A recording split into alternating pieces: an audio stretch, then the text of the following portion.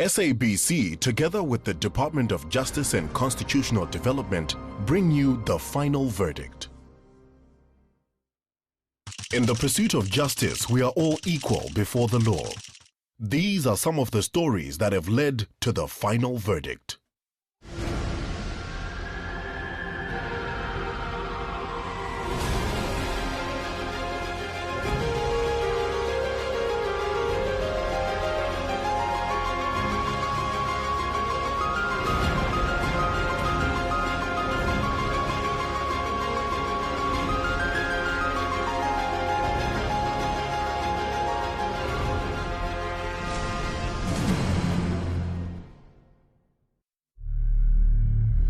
In South Africa, rape is a widespread crime, but it all too often goes unreported.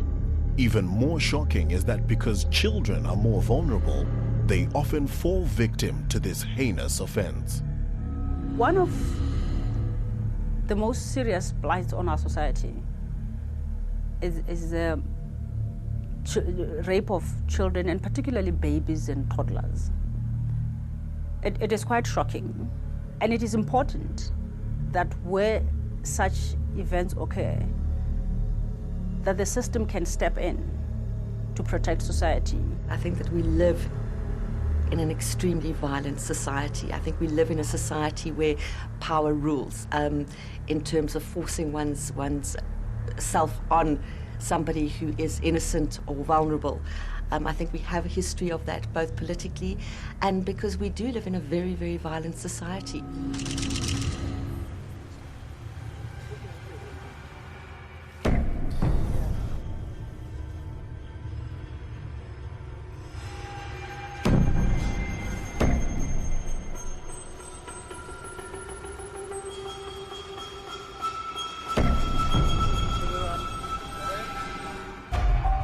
This is a 10-year-old boy. Yeah. The forensics are here, cameraman, standby detectives. Seems to me the suspect came down with a boy from that side.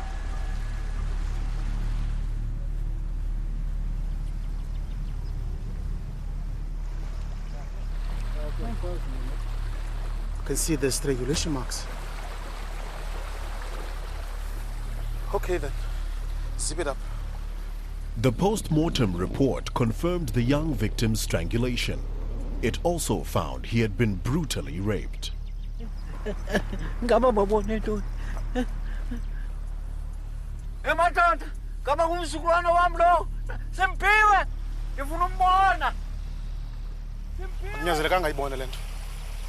him to the station.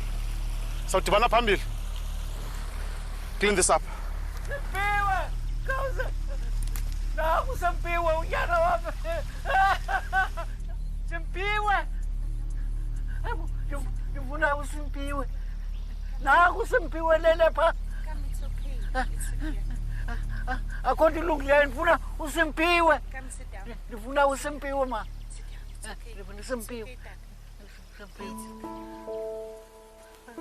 John, ngaba mpango. Akunyazelekanga de umbone. Izalo yakuthi izosugodusa. Hayi. Awusokolo nwabo kwelakhaya. Akutuko nwabo kwelakhaya. Ndibonile ngamehlo am. Umzukulwana wakho? Hayi umzukulwana wami. Umuntu obulele umzukulwana wami. Umzukulwana wami. Obulele umzukulwana wami. Ndibonile. Sexual offenders, when a crime takes place, it can be a crime towards an adult or a crime towards a child that is sexual in nature. When it comes to sexually molesting children, we then start to touch on the concept of a pedophile, which is a person 16 years and older who has a sexual interest in minor children, usually around 13 years and younger. You can actually be classified as a pedophile without ever having touched another child. Because part of the psychological definition includes that you have these thoughts or fantasies. So you get people who have these fantasies, know that it's wrong, and don't act upon it. There you would still make that classification. I don't think one can pathologize a pedophile in terms of sexual preference. Pedophiles have a propensity for targeting children. They are sexually attracted to children. You get some that engage in sadistic behavior, and of course we would then start to look at the additional classification of a sadistic paedophile as opposed to just sort of a non-sadistic paedophile. Do you think sort of where the sexual crime takes place with a violent act where the child gets sodomized, gets murdered at the end, we are dealing with a person that has got a huge pathology. People are inclined to certain behavior due to a specific personality profile. However, a large majority of sexual offenders, something happened to them in their life as well. They have been perhaps sexually molested themselves, they've perhaps been raped, some sexual trauma took place in their life that has created sort of a window of opportunity for them to replay that behavior towards someone else. Coming up, the identified suspect is arrested and a dramatic trial ensues.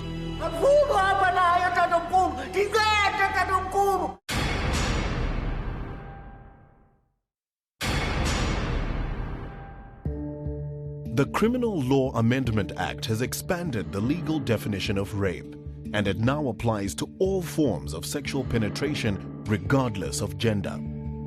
In terms of the Act, any person who unlawfully and intentionally commits an act of sexual penetration with a complainant without consent is guilty of the offense of rape. It, to a large extent, clarified the issues surrounding rape. It introduced new sexual offenses that had before now not been covered by the Act, and it did away with some old offenses. The new definition of rape is not specific in terms of gender for the victim, where in the past the previous definition was really only a female could be raped and only when it was penetration of the vagina. So in the past, anal rape of a man or woman was regarded as indecent assault. Now that would be regarded as rape. The new law that was infected basically defines it as whenever there's sexual penetration. So that could be penetration of the anus or of the vagina, but even forced oral sex could be regarded as sexual penetration. So all three of those now would be regarded as rape, but also now a man who was sodomized, it would be regarded as rape, where previously that used to fall under the classification of an indecent assault, which had a much lesser sentence attached to it and was looked at less seriously by the courts.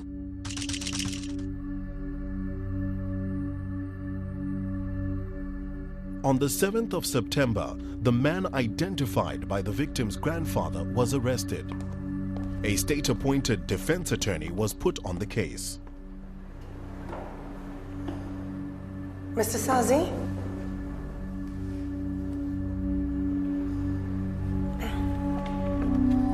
I'm Jan Stevens. I'll be representing you in court. I don't understand. I told them that I wanted a lawyer, but that I couldn't afford one. What are you doing there? The state pays for my services. As the arresting officer would have told you, everyone has the right to a fair trial. Fair? I don't stand a chance. Do you know what it is that they're accusing me of? Well, I've read your file. I've never do what they say I did. Well, that's what I plan to prove. I am a single parent to a beautiful 5-year-old daughter. I volunteer at the daycare center every afternoon. I am not. I do not rape and kill little boys, Miss Stevens. Of course not.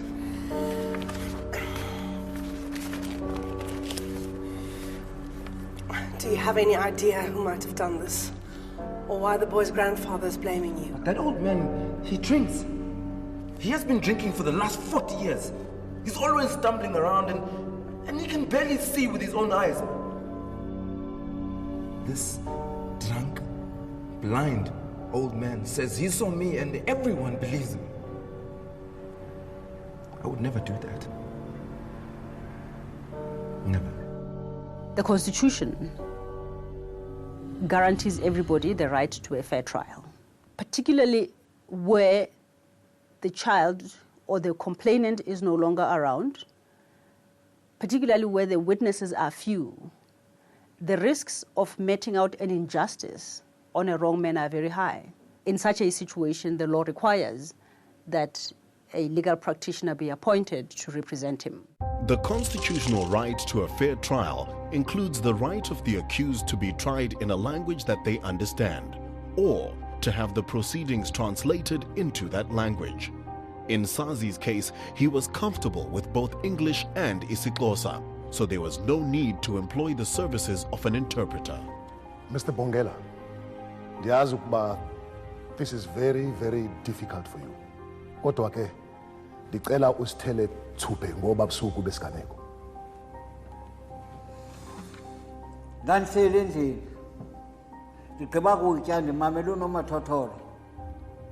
Simphiwe edlala ngamapeka wakhe. Mr. Bongela, qhubeka.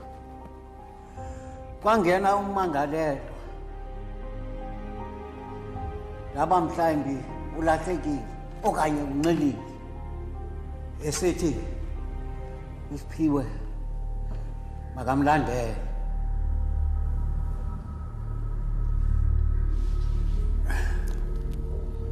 Zange uqine umnqwazi wami. Ndandicinga uyancokola, ingqina ndathi ndahleka. Waphakama uSimphiwe. Wayabuya. Kaloku wayengumntana olungileyo. Mr. Bongela, what were you doing at this point? Ndiye ndaphakama ndambuza uba ikhona into ayifunayo na okanye ulahlekile. Ndithe samamele. Wamthi xa kafunge exhanti umntwana. Xa kafunge enkani. Hayi bajijisana emrhuqela emnyango. Wakhala umntana efuna uncedo kutata omkhulu wakhe. Hayi tata omkhulu. Yo, tatomkhulu, ndicede tatomkhulu. Andifuni uhamba naye tatomkhulu. Ndicede tatomkhulu. Wakhala umntana waphuma. Nam ndazijaji ndatsiba phandle ndabheka kommelwane. Mr. Bongela, I'm sorry. Kodwa, you have to tell us exactly what happened. Waye waphuma phandle emrhuqa. Nam ndatsiba phandle. Ndaya kommelwane ndocela uncedo. Nde ndibuya nommelwane. Babe bengabonakali indawo. Makaloku wakumnyama. Is the man you saw in this court here today? Yes. Ndicela umkhombe. Nankuya. Let the record reflect that Mr. Bongela identified the accused, Mr. Sazi, as the man who abducted his grandson. In criminal law, the identity of the accused is very important. So if there is a witness who can point somebody out and say, that is the person, that evidence must be subjected to very, very stringent tests. So if there is a witness who says that I experienced it, I saw it, it is only appropriate that their evidence be interrogated. Coming up, the grandfather's eyewitness testimony is subjected to a harsh cross-examination. You are by no means a credible witness.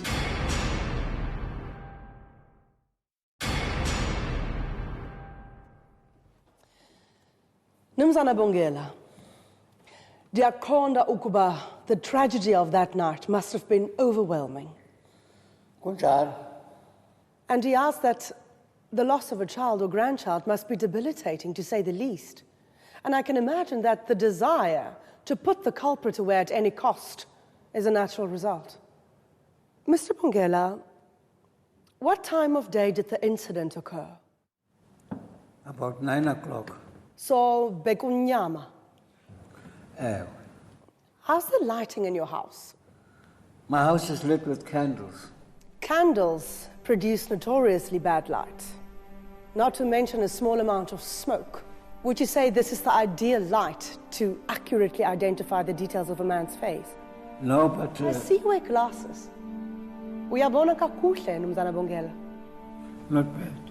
Oh, Nyani, I heard you were losing the sight in one eye. The glasses help. Only when you wear them, Mr. Bongela.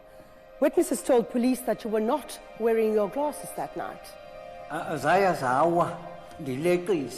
It says here that you told police that you'd been drinking that night. Ubusele kangakanani exactly?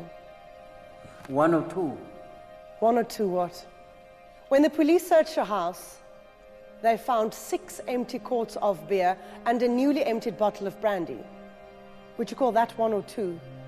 No, I didn't finish them all at one night. So, you saw the perpetrator in bad light, without your glasses on. You were too drunk to stand up fast enough to protect your grandson, who by your own admission, walked slowly towards the perpetrator. Are you sure you're not just projecting your guilt for not saving your grandson onto an innocent man? And Mzana Bongela, would you not agree that you are by no means a credible witness? When you cross-examine a witness who claims to have seen, it is not so much to discredit the witness, but to discredit his account of what happened. So the court must be absolutely certain that when a witness say, I saw this with my own eyes, he took the child from the room, firstly, that you had the sobriety, 2, that there was sufficient light to be able to make out that definitely it was so-and-so who took the child. And sometimes a witness says, concedes and says, I was wrong. I didn't actually say it. Mr. Sazi, where were you on the night in question? I put my daughter to bed and I did some studying. Yes. What are you studying? Child psychology. That should help with your daycare volunteer work. I hope so. Back to that night. So you put your daughter to bed, you did some studying, and then what? I watched some TV and then I went to bed to read my newspaper. I can only read the news once my baby is asleep. No further questions, my lady.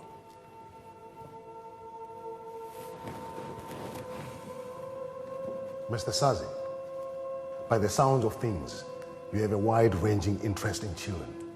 Do you agree? My lady, I must object. That question is confusing and misleading.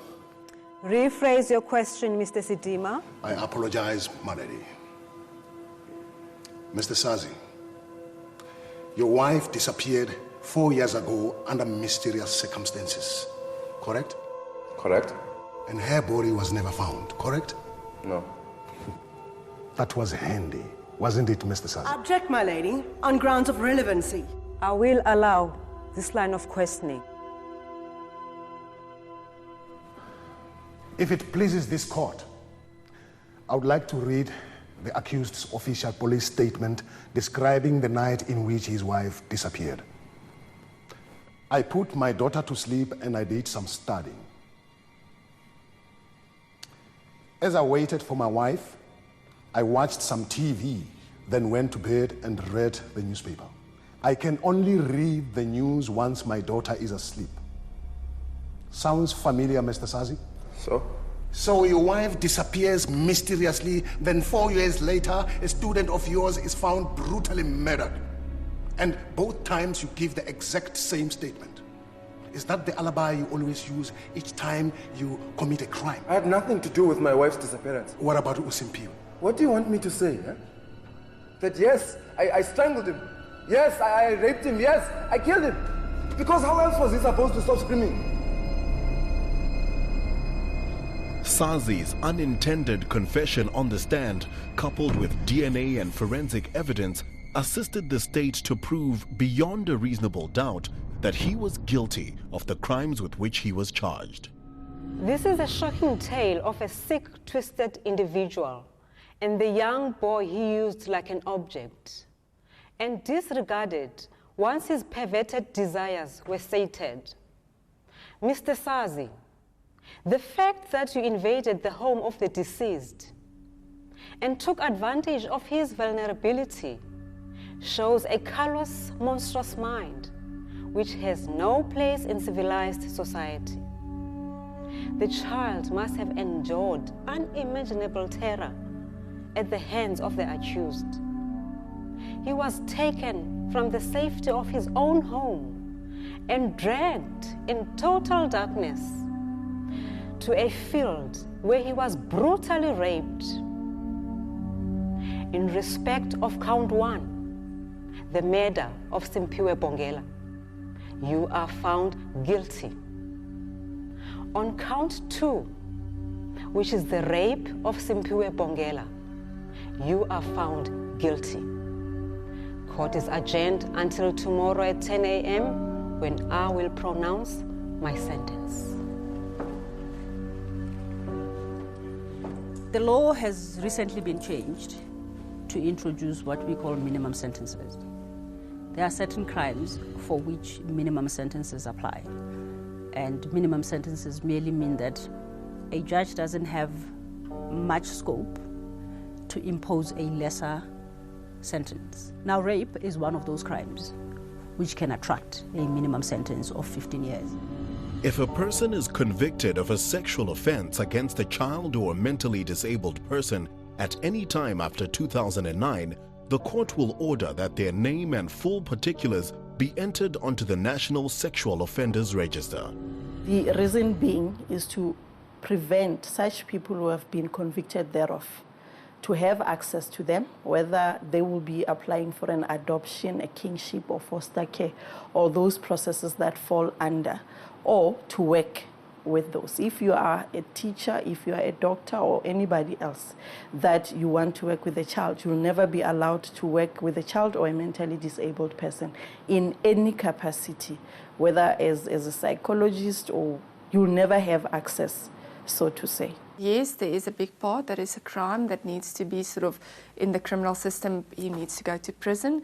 However, a big part of it also screams red lights that there is some psychiatric problem with this person that also needs to be treated. It's not an illness that can be cured. One can supply behavior modification that prevents the perpetrator from acting out on his or her fantasies. But curing it is well nigh impossible.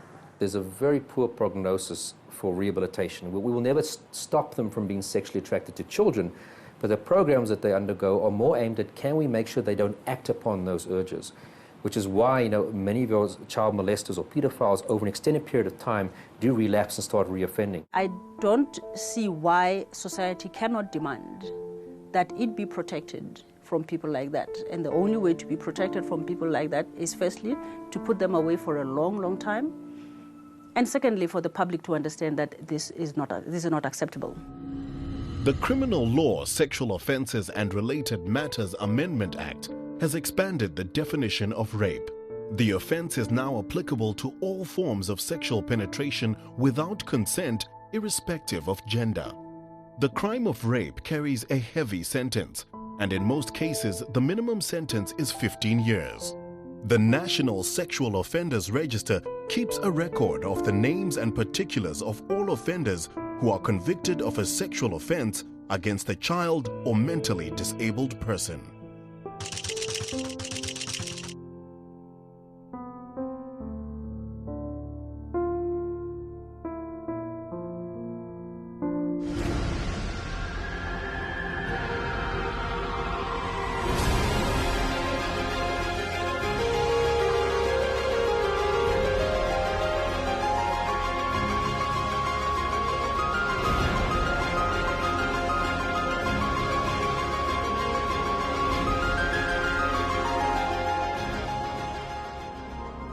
The final verdict was brought to you by SABC together with the Department of Justice and Constitutional Development.